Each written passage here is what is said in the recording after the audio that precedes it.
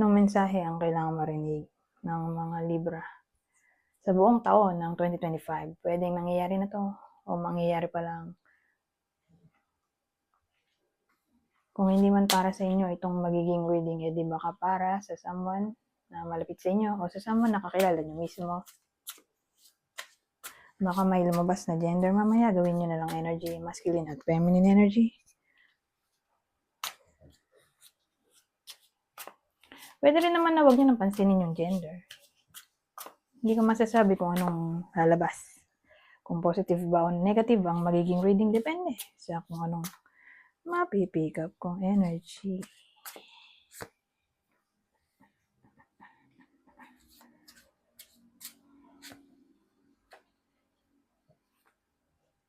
Dalawa siya.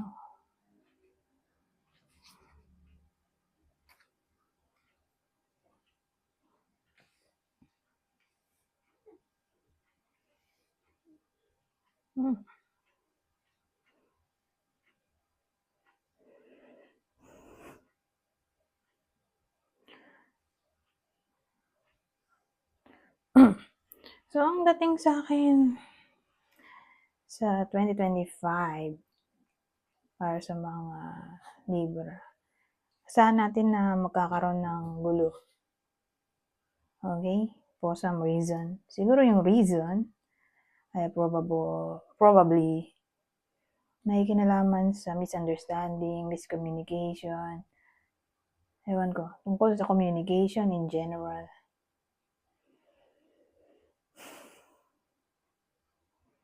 Whether nangyayari na to ng 2024 o mangyayari pa lang ng 2025, basta parang ganun nagkasamaan ng loob dahil sa sinabi o nakarating na balita. Tapos ayun, mag-aaway. Pero ang maganda dito, mag-e-end na yan kasi maganda tong dalawa. Ito, reconciliation, completion. So, ibig sabihin, sealed na tong reconciliation. Hindi na sila mag-aaway. Pag nagkaayos, hindi na sila mag-aaway sa buong taon ng 2025. Pero alamin natin, ano kaya ang pwedeng reason? Diba? Pwedeng kagawayan. Kasi pwede rin betrayal to Ten of backstabbing, diba? Ten of Swords. Ito naman communication.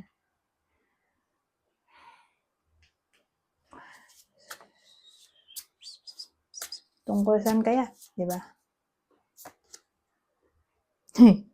Ten of Candles. Binabasa ako 10. Pag dalawang 10, ay pwedeng may kinalaman sa wedding. So, maraming pwedeng meaning. Sabihin natin, dahil sa cheating,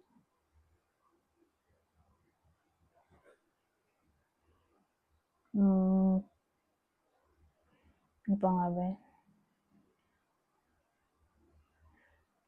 So, ibig sabihin, kung may cheating man, tatama lang siya sa mga kasal. So, again, whether nangyayari na to ng 2024 o mangyayari pa lang ng 2025, isa rin yun sa pwedeng naging reason ng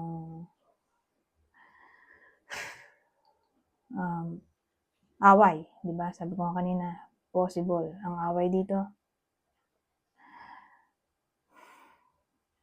Lalo't ito ay betrayal card din yan, Ten of Swords.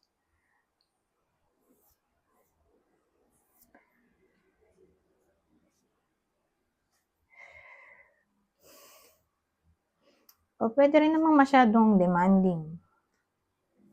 Kasi, di ba, communication, sasama rin yun. Masyadong demanding, bossy, argumentative, controlling, possessive. Ito kasi yung card ng pressure, stress, ang Ten of Swords. Ito yung Ten of Swords, ito yung Ten of Wands. Overloaded ng responsibility. Siya yung card ng pasan mo ang mundo, o burden. Card din siya actually ng crisis. ang Ten of Wands. O card ng responsibility at growth. Di ba? Kasi no pain, no gain.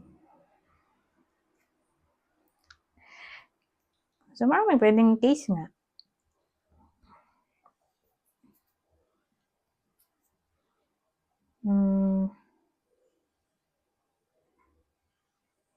Kung 10-10 wedding, cheating, pero again, sa mga kasal lang, na pressure, na stress, burden, demands, ganon. Pwedeng pinagawayan dito. Pero tingnan pa natin isa pa. Magician. Magician.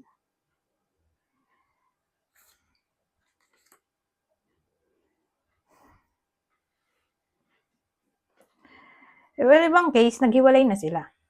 2024, wala na sila eh. Pagdating nga rin ng 2025, baka hiwalay na yung iba sa inyo. For same reason, yung mga sinabi ko kanina, baka nga nangyayari na to. Para sa iba sa inyo.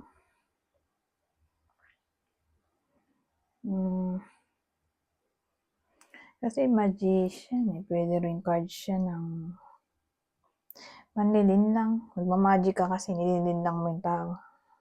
So, pwede rin card siya na itong dalawa. Parang na-stress due to dishonesty.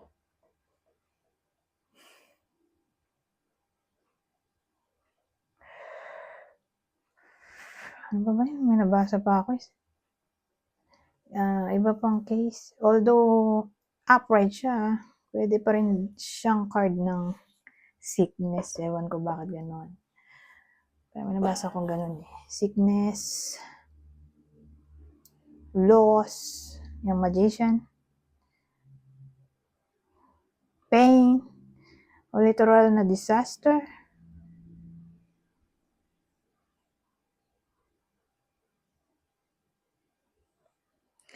Pero mas tama to kung lalaki yung nanonood. Lalaki yung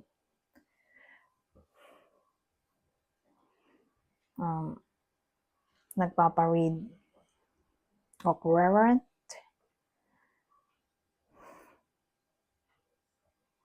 Hindi ko mas tama siya dun sa lalaki. Anyways.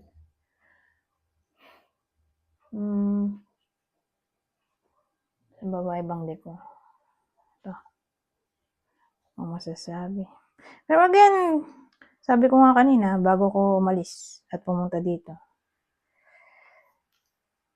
Whether naghiwalay na sila, o maghiwalay pa lang, due to sa maraming reasons na sinabi ko, magkakaayos pa rin Hindi na sila mag-aaway ulit. Pag nagkaayos sila, hindi na sila mag-aaway. Forever na. So, kung magkabalikan sila na forever, maganda siguro kung lagyan natin to ng clue. Para malaman nyo kung para sa inyo ba ito o hindi. So, kunin nyo lang yung info na sa tingin nyo i-fit sa inyo. So, yung clue natin, pwedeng tumama sa inyo o sa person nyo.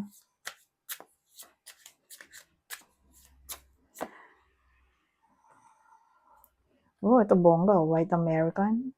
So, again, kunin nyo lang yung info na sa tingin nyo ay para sa inyo. Kung dito nag-resonate, di wag nyo napansin. Skinny. Payat. So, may taong skinny. May tao namang mataba. Ulitin ko, kunin nyo lang yung info na sa tingin nyo fit sa inyo. Oval ang face. Ayun oblong.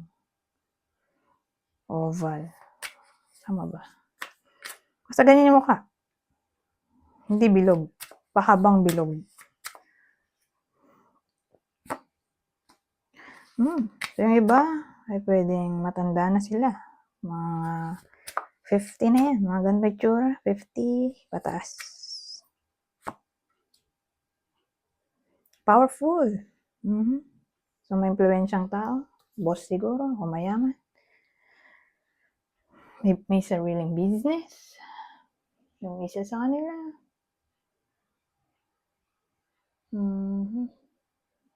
Ito, kung di nag-resonate sa inyo yan, dito na.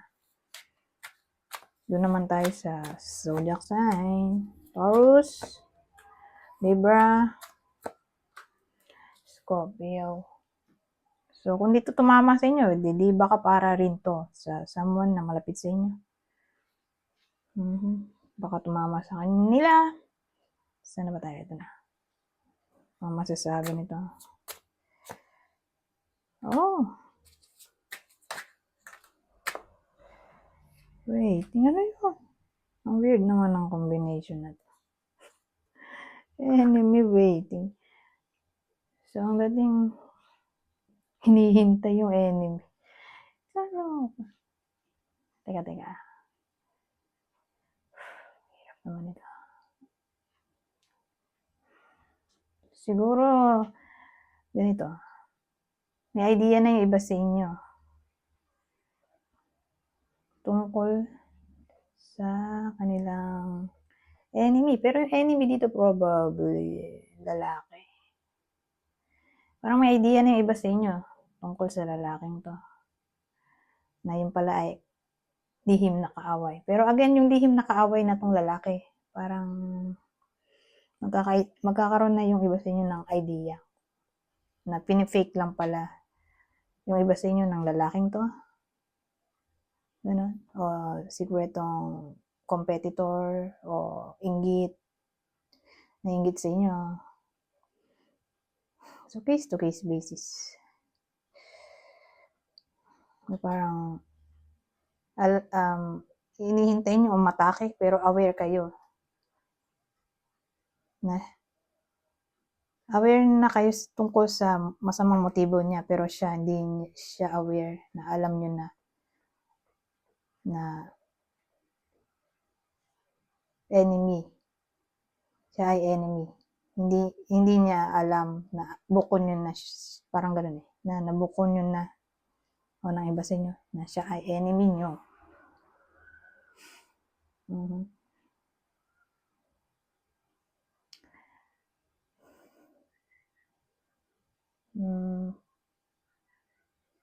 Ibang case,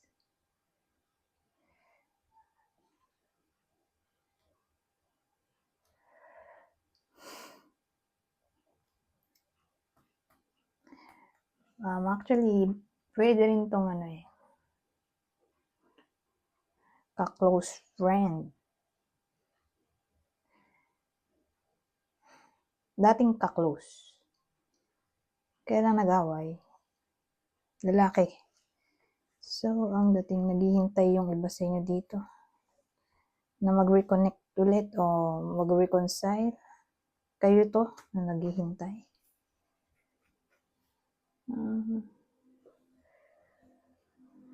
So, para lang to sa mga iba sa inyo na may nakaaway lalaki na dati nilang ka-close na hopeful pa rin sila na mag-reconcile sa 2025 o mag-reconnect. Ganun. Again, sa 2025,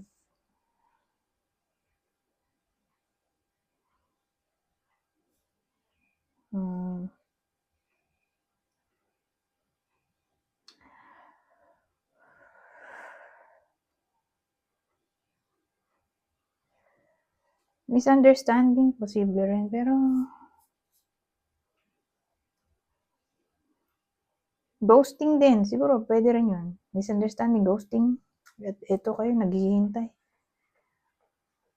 So, kung nangyayari na siya ng 2024, nandito pa rin kayo naghihintay.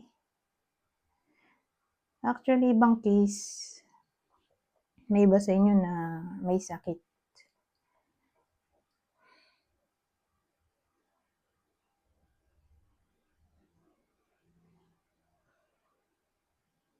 Pero hindi agad-agad magpapakonsult.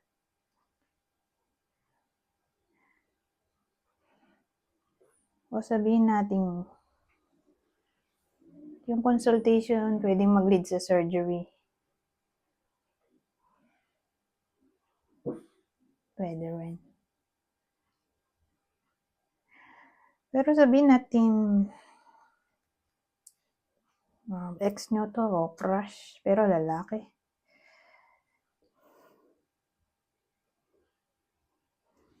Kasi ito nga naghihintay kayo. Pero mas lalong tatamaan ito yung long distance relationship. Nasa abroad yung isa.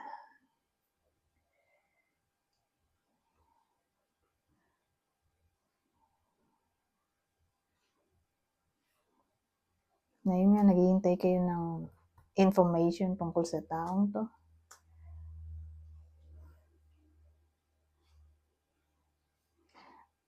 Parang nag-expect kayo ng reconnection, yung iba.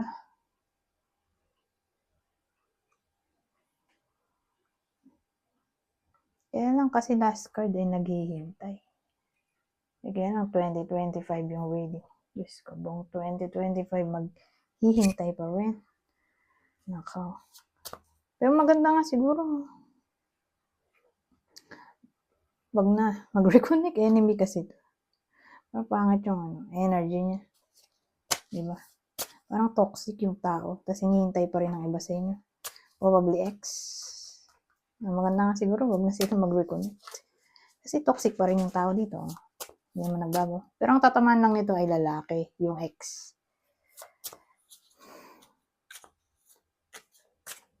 Ay. Eto. Ano masasabi dito? Bira ko lang to gamitin.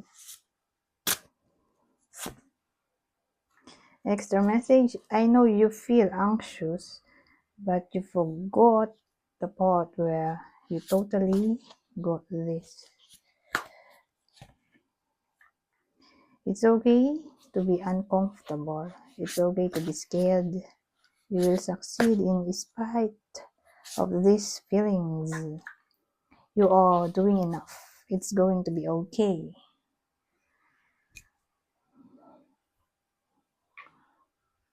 Ito.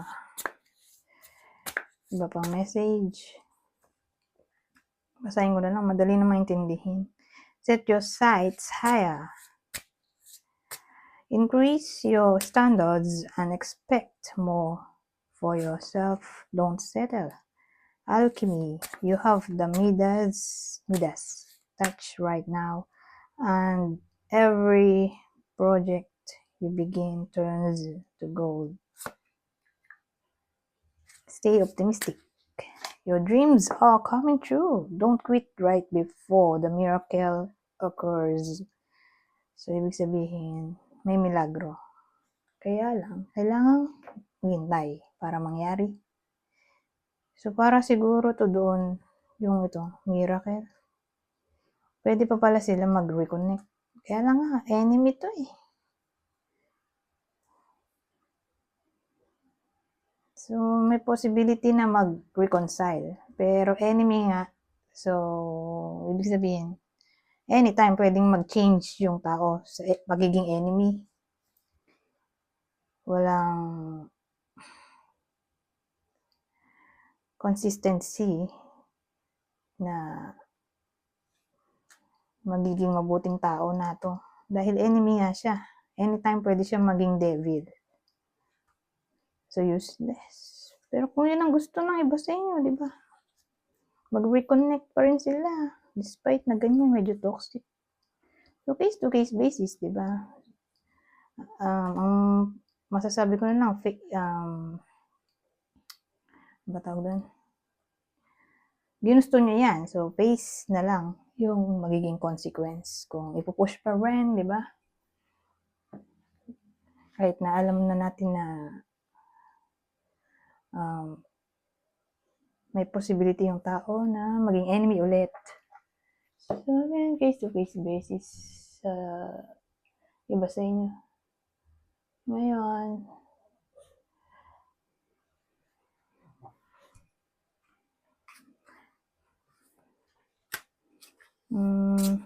clear natin yung X. Okay. Ito ay pwedeng tumama sa inyo. Pwede rin sa ex nyo. So, pwede rin itong para sa ibang mahal nyo sa buhay. Tumama itong reading. Hazel eyes, tribal, Australian, white clothing. Australian, bongga. Yung ex Australian o nasa Australia. White clothing, siguro uniform to o mahilig sa white. Ito may tribo. Ito maganda mata. Hazel eyes. Kunin nyo lang yung info na sa tingin nyo i-fit sa sitwasyon nyo.